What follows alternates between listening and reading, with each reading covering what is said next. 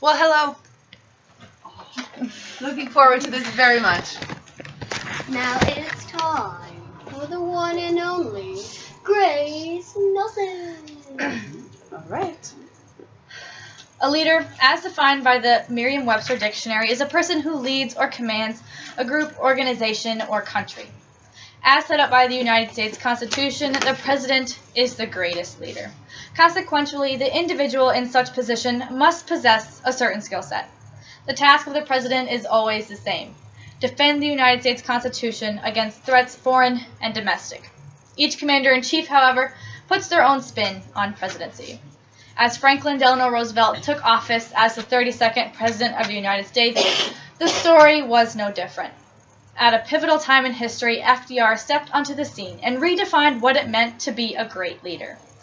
Roosevelt was able to overcome adversity with a value in unprecedented optimism, unparalleled in the history of American presidency. And today, I will persuade you to see just that. The first thing we must talk about is that FDR possessed a skillful ability to connect with people on a personal level. Such insightful interpersonal capacity characterized his career as a leader and placed him among the greatest to rule the White House.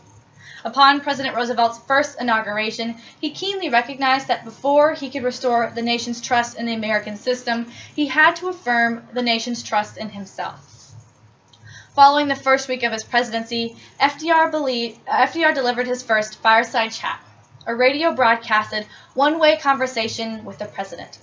In this broadcast, Roosevelt addressed the people as equals in a manner that was, according to a 2006 journal written by Whitney Gleaves, in the words of David Kennedy, cultivated yet familiar, commanding yet avuncular, masterful yet intimate.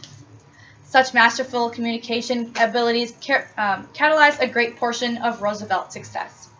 The people were drawn to him, feeling connected with his personable nature. Letters poured in for weeks, expressing gratitude for the president. With charm and charisma, he was able to instill a newfound hope in the American system, pointedly conveying that the only thing they had to fear was fear itself. With the people on his side, fostered by elite social skills, FDR confidently worked to solve the crisis of the 1930s. Not afraid to bend the rules, FDR revolutionized the role of the president. He was not confined by the trivial components of governmental formalities. If the laws did not allow him to do what was right for the American people, he changed them. As concluded in 2006 by Penn State University, the presidency conformed to him. By recognizing his own power, FDR was able to unwaveringly bear the burden of leadership. While advocating for the American people, Roosevelt used his presidential platform to incorporate policies such as judicial reform and court packing. These propositions were daring, unheard of, and uniquely Roosevelt. Comparatively, Roosevelt is ranked number 1 out of 41 presidents in the category of political skill, according to a 2000 article by Dr. Sullivan. Roosevelt was also eternally optimistic. Franklin Roosevelt lived in the mantra that the individual has nothing to fear other than fear itself. Facing every challenge face on, nothing was too much for Mr. Roosevelt. Even when he contracted polio at the age of 39, his spirit was not dampened. He ceaselessly worked for the greater good of not only the American people, but the people of the world. President Roosevelt's exuberant optimism and jovial nature characterized the way he interacted with people and accentuated his decision-making process. FDR has gone down in history as one meritorious leader because of his ability to maintain a level of optimism in spite of economic, social, and political unrest. His optimism permeated the average citizen, something all too quickly lost in today's administration.